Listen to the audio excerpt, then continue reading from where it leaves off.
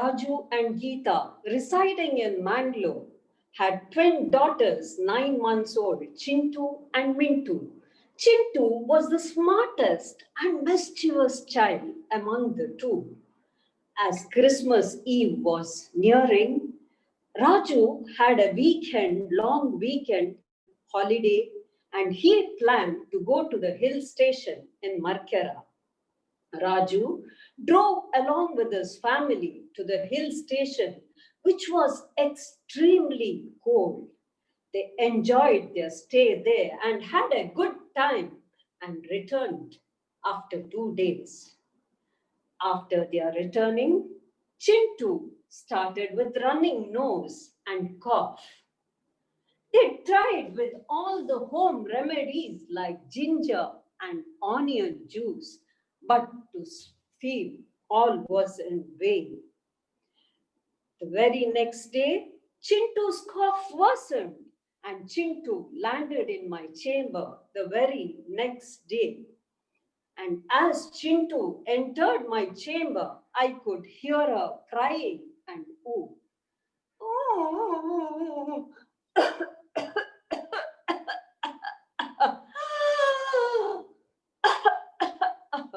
Good evening, fellow Toastmasters and respected guests. Chintu had communicated to me what was her problem in her own style. The challenge was her parents to me because I was meeting them for the first time. I didn't know and how to go about their style of communication and how effective I will be and what I can do to adapt that. I'm being a pediatrician, I communicate with people on daily basis. The communication style may be different when you talk to a person, but the language in which you're communicating is the same. You give information and you take information, but that may be opposite. In Chintu, as Chintu's parents entered my chamber, they were in a hurry and were narrating the complaints even before their butt could sit on the seat.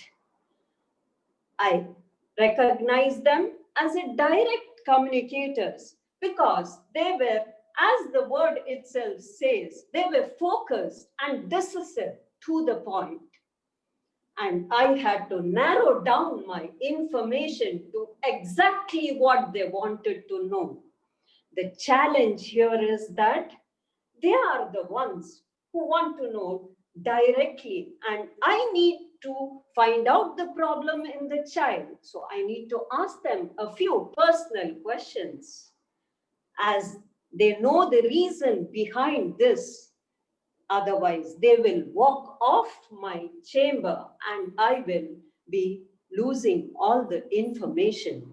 If Chintu's parents were the initiating communicators, then they would walk into my chamber like a social butterfly and start narrating all the stories behind how Chintu developed cough, saying that they had gone to hill station, that, this, etc.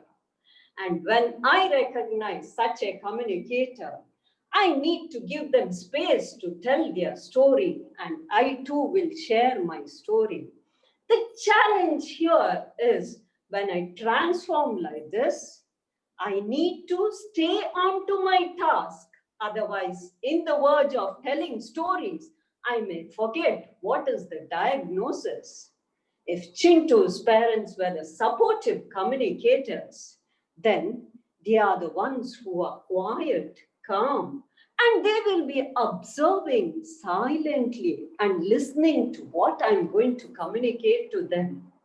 When I recognize such a communicator, I need to welcome them as possible because they are the ones whom I can transform faster. The challenge here is when they go on sharing their ideas and all the complaints, they might mislead me with my diagnosis.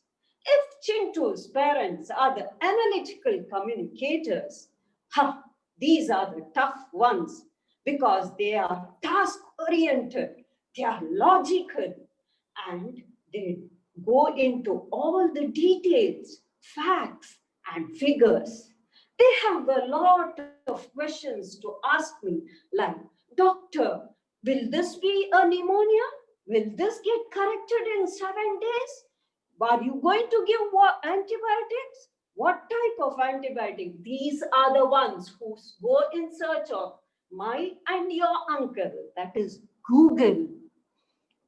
When I recognize such a communicator, I need to pay attention to all that, and I need to present a logical and organized way of diagnosis. Otherwise, I may miss even the minute thing because they give attention even to the minute details. The challenge here for me is that I need to give them information and they value and understand that information. Communication style are funny, yet easy to understand and apply. Over the years, as a pediatrician and in my profession, I have learned that I am an initiating communicator, and I've also learned the communication styles of my patients and their parents. What about you people? Over to you.